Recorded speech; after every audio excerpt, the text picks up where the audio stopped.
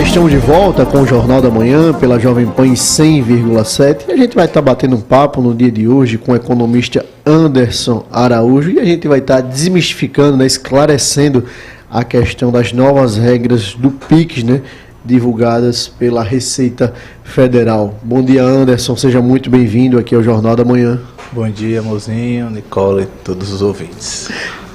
Só dizendo que é a Natália Barros, viu? Mas a Nicole foi companheira nossa aqui do Jornal da Manhã do nosso porque da última vez que o professor veio, a Nicole estava aqui exatamente nesse lugar que eu estou sentada. Então eu péssimo de nome. Um grande abraço à nossa Nicole Melo, nossa grande amiga, que está nos ouvindo, viu, diariamente, e ela né? manda todos os feedbacks sobre o programa. Que bom. Professor Anderson, a gente tem visto uma grande polêmica em relação a essa questão do PIX. A primeira delas, o PIX, a partir de agora, deste ano, vai ser taxado?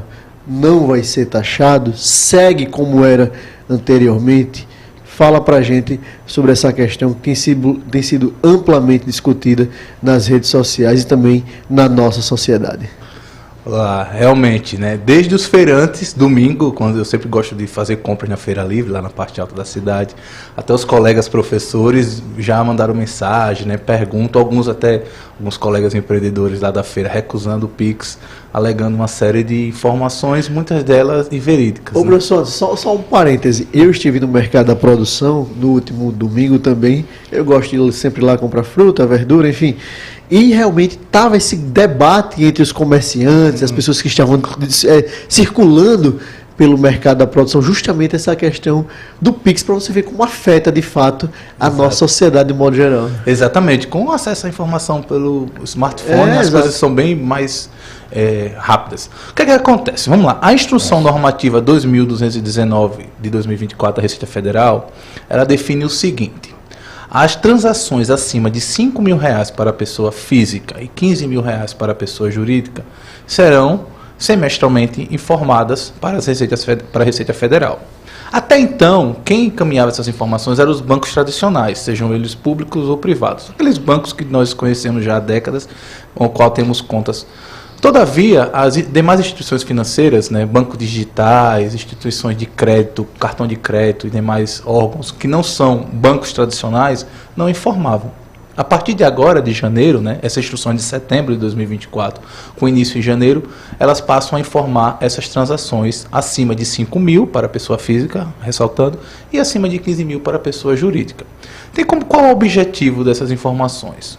Cruzar as movimentações bancárias com os dados de declaração de imposto de renda e demais normativos jurídicos que o fisco exige e, ao mesmo tempo, identificar práticas que são danosas à administração pública, casos de evasão de divisas, sonegação fiscal, etc. e tal. Todavia, a instrução ela não detalha nada sobre taxação de PIX. Então, categoricamente, até o momento, o PIX não será taxado. Que isso fique claro. Então, o que está sendo dito, né, assim, muito difundido, é exatamente que as pessoas, né, principalmente esses pequenos empreendedores que têm essa movimentação aí relativamente menor em suas contas, o que está sendo realmente muito amplamente divulgado de forma extremamente equivocada é que essas pessoas elas vão pagar mais impostos, mais taxas, o que não é verdade, né, professor? Não, o que acontece é o seguinte: com maior acesso às informações, a Receita Federal ela vai acabar tendo instrumentos mais detalhados para determinadas cobranças. O que acontece? O que vem deixando os empreendedores preocupados? Se você movimenta até R$40.500 por ano, e aí eu vou entrar na reforma tributária, só abrindo um parêntese, você vai ser caracterizado como nanoempreendedor. Com a nova reforma tributária. Nanoempreendedor. Até R$40.500 por ano, R$3.000 alguma coisa mês. Você não vai ser tributado nenhum tipo de imposto seletivo.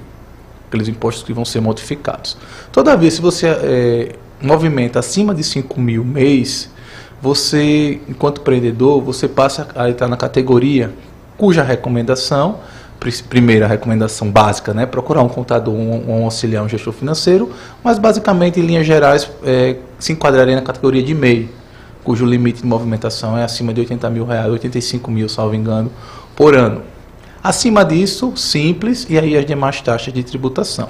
O que acontece? Muitos empreendedores eles usam a maquineta como pessoa física e temem a taxação, né, a cobrança de impostos, tributos, etc. e tal.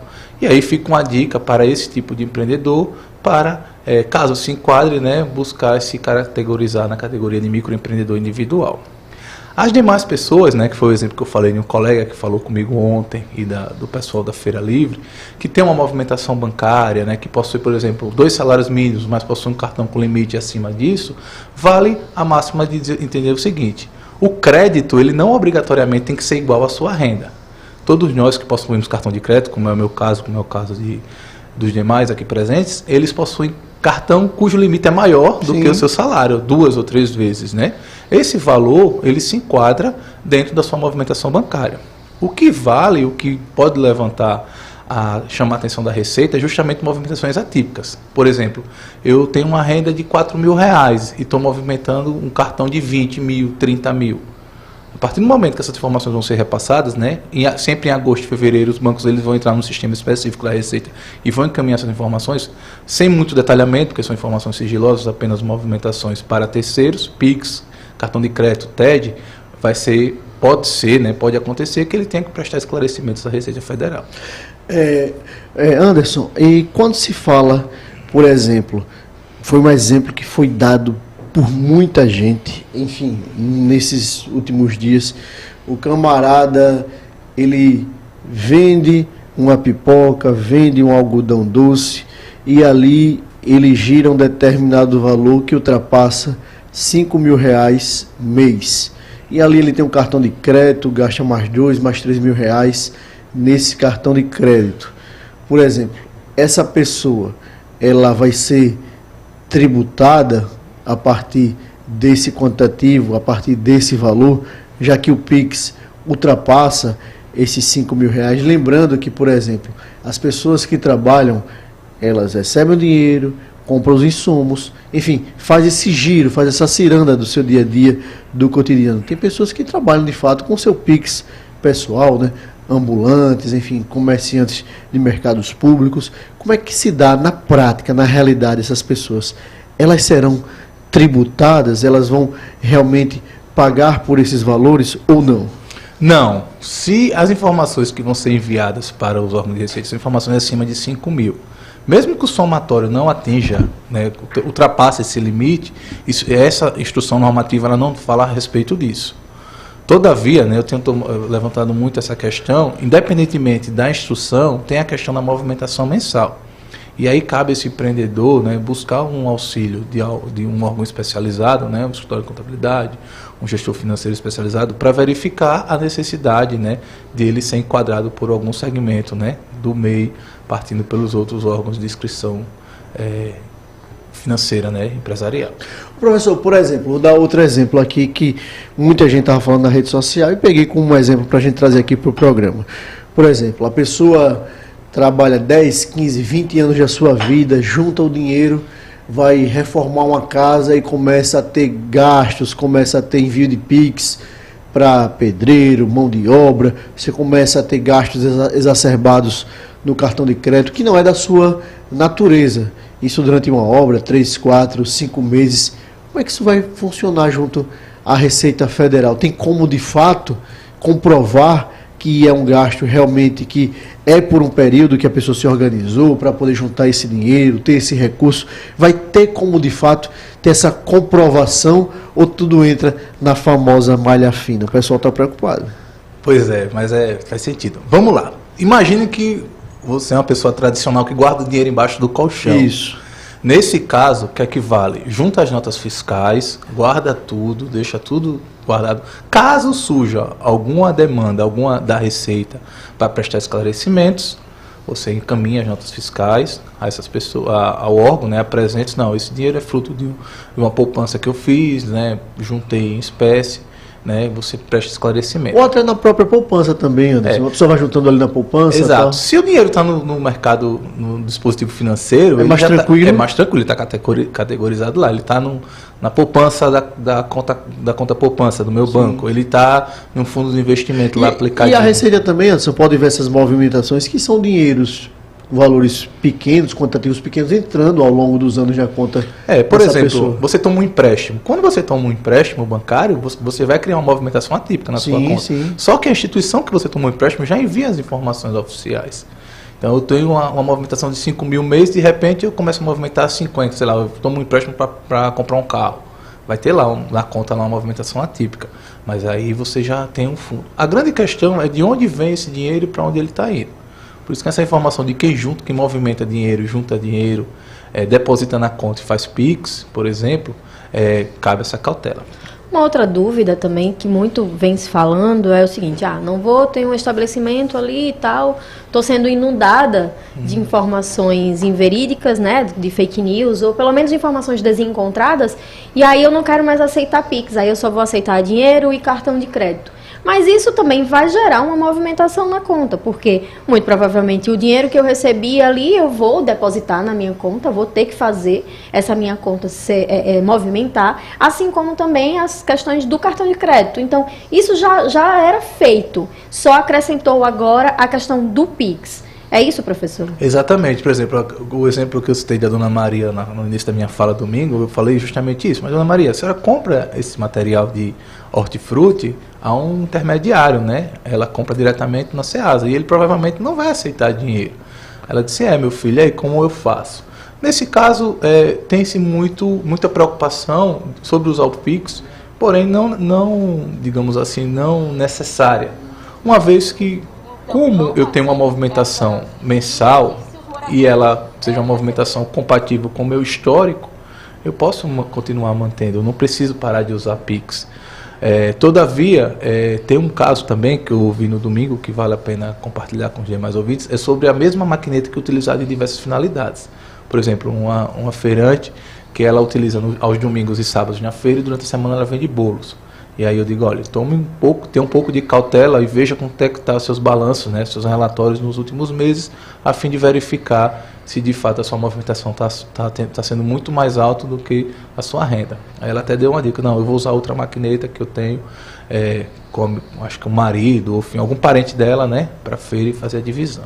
É o ideal, né? Principalmente para quem é empreendedor individual, para quem faz tem um trabalho autônomo e que faz essas movimentações. O ideal, qual seria também sua orientação, professor, o seu conselho, né? Eu imagino que tenha também a ver com procure um contador, procure uma assistência ali especializada para você entender como é que funciona, né? Para você também até não perder venda. Não quero mais PIX, e aí pode ser que as pessoas não tá tudo bem, então não vou comprar aqui. Você acaba perdendo venda por algo que não é real, né? Por algo que você acreditou, uma informação que você recebeu. Então, assim, para o nosso ouvinte entender, para a gente esclarecer ainda mais, traz um pouco essa orientação mesmo, com o seu olhar técnico, de professor, de economista, para poder até acalmar também, né, João Mozinho, o coração dos nossos ouvintes que estão preocupados com isso. Exatamente. Se você é um cidadão, né, que movimenta abaixo de 5 mil, somando tudo, a princípio, né, com base nas informações que nós temos hoje, não é motivo de grandes preocupações.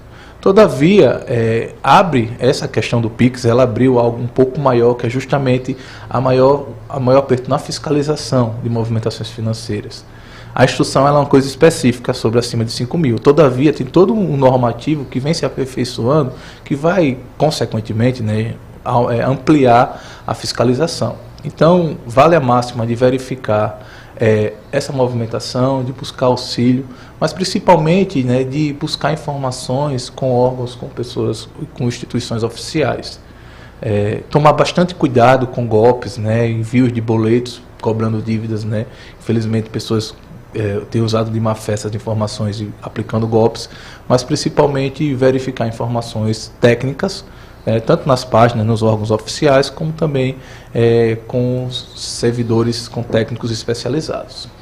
Professor economista Anderson Araújo, quero agradecer demais a sua participação aqui no Jornal da Manhã, elucidando essa temática tão polêmica, né? E a gente tenta, de fato, esclarecer essas temáticas, né, o quanto antes para a população alagoana, brasileira, de um modo geral, né, para que não incorra em erros. Professor Anderson, quero fazer um convite público para que o senhor esteja aqui em outras oportunidades, tratando dessas e de outras temáticas, e quero deixar um espaço para suas considerações finais. Eu que agradeço, né? É sempre importante, em nome da universidade, compartilhar as informações e dispor desse espaço, né, na mídia. E deixo também reitero, né, as recomendações acerca sempre a solicitação de informações em órgãos oficiais, né, não acreditar, né, em todas as informações que são compartilhadas nas mídias sociais, né, nos nossos aplicativos de mensagem, e sempre verificar, né, antes de tomar alguma decisão mais, digamos assim, profunda, como por exemplo suspender o Pix, os impactos dessa medida. Mais uma vez, obrigado, professor Anderson Araújo, economista. Obrigado à minha companheira de bancada, Natália Barros, nosso querido Claudio Stone aqui sempre na técnica, o Mailson Franklin nas ruas de Marcel com Geraldo Salgueiro, o Robson Florentino nas redes sociais. Muito obrigado a todos vocês e até amanhã, até quarta-feira, se Deus quiser. Tchau, tchau, ouvinte. Até amanhã.